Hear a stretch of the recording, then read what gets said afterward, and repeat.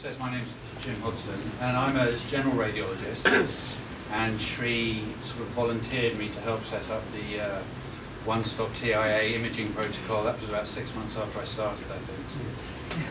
Yes. So I have experience of that, and this is really about the process and the logistics. There aren't any scientific papers. It's quite a short talk as well, so it's a discussion point. Hopefully there's a few people from imaging departments and other stroke physicians will have some input about how we meet a lot of these targets and the ongoing challenges that we have.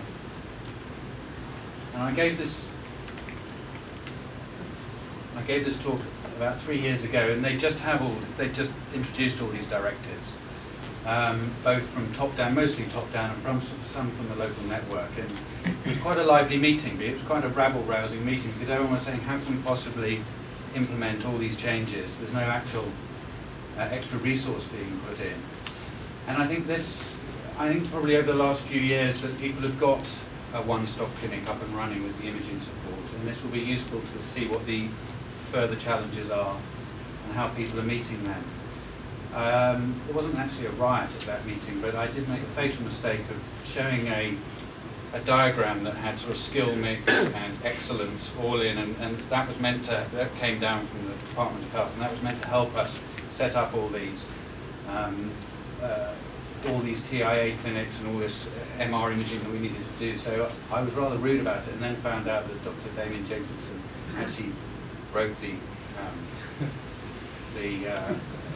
diagram himself and came up and called it a very specific name. It was very important. It had taken him a long time to write it, and I just slanked it off. So that was a bad move to kick off with.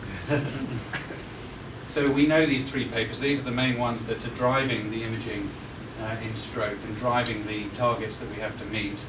Implementing the national stroke, I'm sure you've seen these before. And then a bit later, the Accelerating the Stroke Improvement National Plan, which gave us a bit more background, a bit more targets, in fact, to achieve. And then, not to lose sight, at the end, UK endarterectomy audit. I mean, that's what we're getting to with TIA imaging. As you heard from Ursula, some of the mechanisms for imaging the carotid stenosis, but lest we forget, we're meant to be then operating. There's no point just imaging them and then just not doing anything about it. And ideally, this is what the patient should have, and this is quite a challenging list, in my view, for a DGH. Rapid access next day clinic from referral to scene for all patients based on the acute stroke unit. Same day carotid Doppler, ECG, because this is a workup for surgery, because they're meant to have their carotid endarterectomy within 48 hours if they're at high risk. An echocardiogram workup for surgery, brain imaging, diagnosis on the same day, immediate preventative treatment started, antiplatelets or whatever the protocol is. Presumably a same-day vascular surgery review in order to tee them up for surgery. Rapid communication results. There's no point giving all this test and then not communicating the results to the patients and the GP, so everyone's in the dark and the patient goes off for endarterectomy. And then a locally agreed tariff, which is, I'll come to a little bit in a subsequent slide. And this is stolen slightly from Mr. Bailey. I saw one of his slides, and you can see here with regard to imaging, I've just highlighted, there's a well-worn algorithm that a lot of you will know, that pretty much everything comes down, it filters down to MR of the brain with DWI. No, if there isn't any uncertainty regarding the diagnosis or the vascular territory. But in our experience, the stroke guidelines, or the not nice, the Department of Health suggested that maybe 50% would need an MRI. We found anecdotally that 70%, 80% are being requested for an MRI when they come in, just because they like to have those slots, they like to rule out any other cause. It's not strictly, don't strictly seem to go on vascular territory, it's more a case of, well, could it be MS, could it be a tumour? And then everything filters down, unless the patient's not fit for carotid intervention, then to have carotid imaging. Mostly carotid Doppler in our institution. So you can see that these are potential log jams for a busy radiology department. I'm sure everyone's found that, and various strategies have to be devised to get through those log jams. Just quickly, we're going to incentivize now with the best practice tariff. I found this in a directive, a guide to achieving changes in imaging services to support new stroke pathway. So this is just to illustrate that there will be an incentivization now to get an additional payment for the treatment of high-risk patients within 24 hours, and some payment for including the MR as well. And luckily, Harlow, where we come from, is about 500,000 population. So these are relevant figures. These are what were predicted. And you can see, this is what I've alluded to before, approximately 50% will require brain imaging. We found that that is usually a higher figure. And this is an important parameter because, as I'll come on to, we've largely set up the one-stop TIA, and we can get the imaging done during the week. It's the weekend imaging that we're finding difficult to implement because it requires such a large amount of resources for quite a few numbers of patients, and if you extrapolate onwards, a very few numbers of operations being done. And then they said quite rightly that both the number of imaging examinations and the urgent component will rise very substantially, and I think we're still all dealing with those two, even though the process is more mature than it was obviously when I gave this talk 3 years ago. So just to outline our patient journey, so they're referred to the TIA clinic from GPs or from A&E. The patient will be seen by one of 2 stroke specialists in the TIA clinic, still 2. One for a while, I think, and then the TIA clinics are run every weekday from 9 to 5. And then the referrals need to be seen before midday to be seen the next day. The GPs fax in with the details on the ABCD2 score, and they talk to their specialist for some sort of prioritisation and triage. And the patients come at about 12:30 and they're seen by a specialist nurse, and then they're slotted in to see the consultant between 1 and 2 p.m. And we provide same-day Doppler carotid imaging, usually 3 to 4 studies per day. We were reasonably proactive in that shortly after I started, about a year after, we advertised for a specific post, which was a slightly unusual post in the District General Hospital for a consultant with an interest in stroke imaging, an interest in neuroimaging generally, and the ability to do carotid Dopplers. And that's worked out well. He's virtually a neuroradiologist and just gives us that nice step up between when we don't know what's going on, not specifically the TIA, but the brain scan that we can't work out. And it used to be 2 ring-fenced MRI DWI slots, it's now 3, every weekday at 3 p.m. And they're usually all used, even if the ABCD score doesn't justify 24-hour time span imaging. They're used because they're there, and because the TIA clinic will, as I said, it's a greater than 50% anyway get imaged, and then if you don't strictly keep to the does it actually need imaging now in order to go on the pathway for urgent carotid endarterectomy, one might cut it down, but in practice they don't seem to make that distinction particularly rigorously. And then the TIA consultant usually phones to discuss. We try and prioritise it just by putting it to the top of our list to report. We don't actually hot report it off the scanner. But usually they phone, they've had a quick look at it, think it's okay, but want to ask us about it. And then we'll hopefully voice recognition report those rather than just dictate them. I've laboured this point that informal figures suggest 78% of one-stop patients get referred for an MRI. It just increases the numbers, and I'm sure people are finding that. The actual MR slots I don't think are a problem really. They're quick. And they can be even quicker. This is from Manchester, the fast stroke TIA imaging protocol. We don't do this, but we're thinking of doing this. So this is a 3-minute scan, pretty much. Axial T2, a coronal FLIR, the diffusion-weighted imaging, and the gradient echo. So I don't know how many people are from an imaging department. Can I just have a show of hands about who does this fast scan and who does a normal brain scan plus diffusion weighting from the TIA clinic. Just first for the cut-down scanning. So not too many, and then those running at pretty standard sequences for the normal. So much more. I mean, this has been verified. There's been an audit done in Manchester. I'm sure other colleagues of mine will say it's fine for working out whether someone's got a focus or restricted diffusion, and for working out that it isn't a tumour sitting there. There may well be patients you have to bring back if you can't work out what's going on. But that's not the problem, I think. I think the problem for us is that carotid imaging should ideally be performed at initial assessment and should not be delayed more than 24 hours. Those people who are found to have carotid stenosis will require carotid intervention within 48 hours of presentation. That's from the implementing the National Stroke Strategy. NICE are a bit more generous, and they give 14 days actually. So 48 hours is always going to be challenging. And then accelerating the stroke improvement plan said that this parameter, proportion of high-risk TIA patients investigated and treated within 24 hours, they actually set a figure on it of 60% by 2011.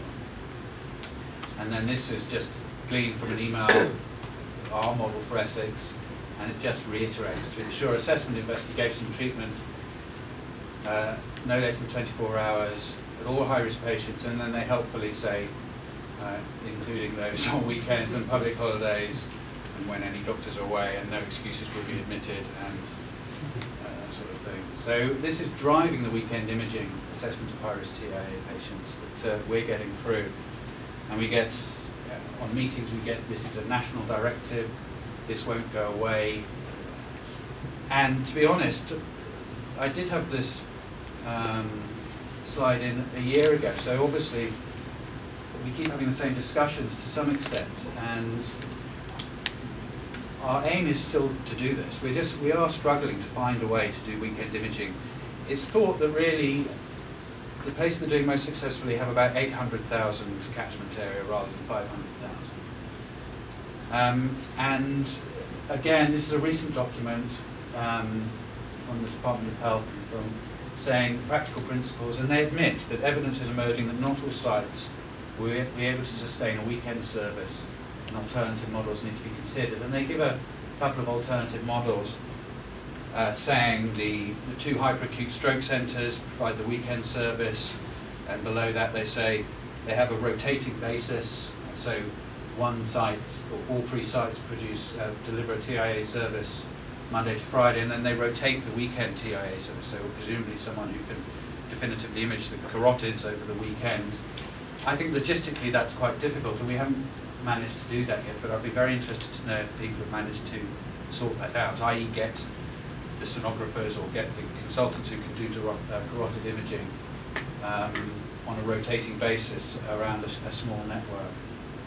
There's various strategies, I won't belabor this one, but this is at the Royal Devon, and they have a sort of screening program. They have nurse practitioners who screen the carotid with ultrasound during weekend and bank holidays, and then they're discharged home if they feel that they have a normal screening ultrasound investigation.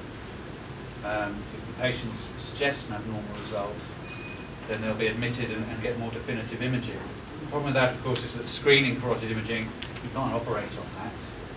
The surgeons won't operate on the results from that. In PAH, only 3 consultants can provide a definitive carotid Doppler imaging, so it's difficult to provide a weekend service with just 3. And we have a real problem recruiting sonographers to do the vascular imaging in our area. And I just think maybe some joined-up thinking when it was first proposed that, I mean, this was obviously going to be a bottleneck, whether there could have been a national directive to perhaps train vascular sonographers in the areas of the country that required, that were going to require this service, whether that could have been instigated at the same time as having the other directives. Options, do you do a CTA? It's not generally used by our surgeons, and the post-processing means that our radiologists are not that confident at looking at them, and that's a training issue that could be overcome.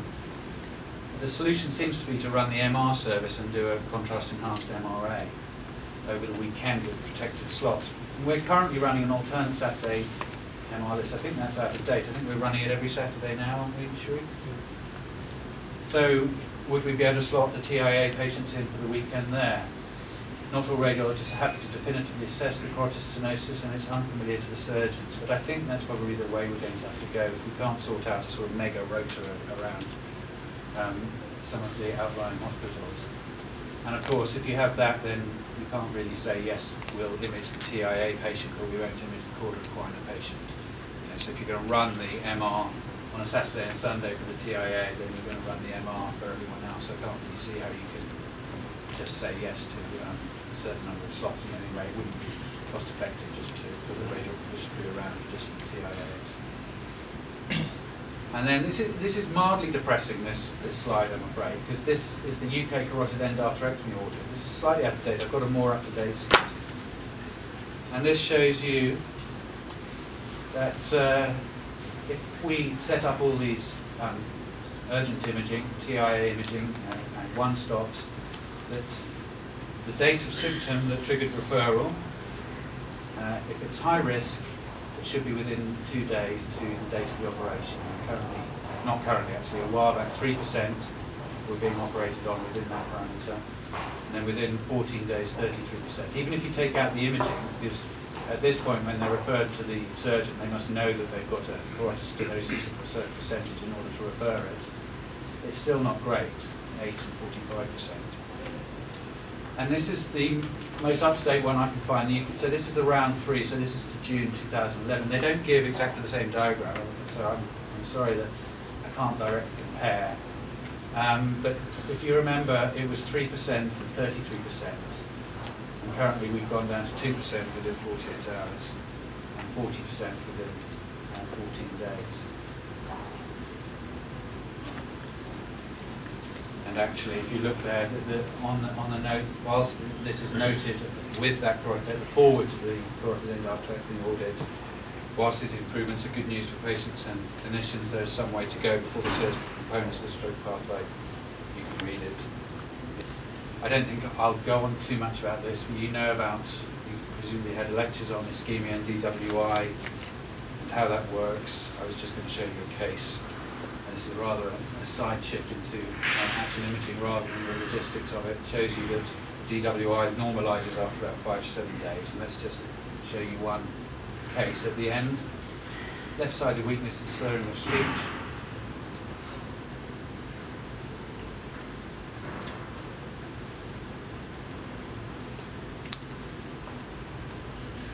And that's just the T2 weighted axial image.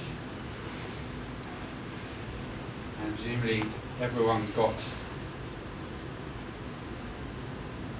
that there's white matter T2 hyperintensity along the right side of the coronary radiata and the white matter of the right cerebral hemisphere. But you can see that the right internal carotid artery is occluded. There's something to look at when you look at these T2 axial images. A little bit of extra information. Look down at the carotid flow voids. You can see on the left side it should be black. And it's white, and that shows nicely the more B number, the more restricted diffusion, the more diffusion weighting you add, the whiter it gets, and then it's black on the diffusion weighted sequence. Just one case from our department. That shows the occluded right internal carotid artery with a high resistance flow, so the thing is pinging up against the stenosis or the occlusion, and you can see that it's missing on the right side. So I think in conclusion I'd say the EXPRESS study, as Ursula highlighted, does demonstrate that treating high-risk TIA as a medical emergency does significantly reduce the risk of stroke at 90 days. So despite the challenges, we should be aiming for this and continuing to aim for this. Stroke and TIA is still an ongoing national priority. The 24-hour rule for TIA assessment should be seen in the wider context of achieving intervention in around 48 hours, and there's still some maturity to go with the surgical part of the pathway. And that's limited resources. We need to join up the thinking before we achieve this. Thanks very much.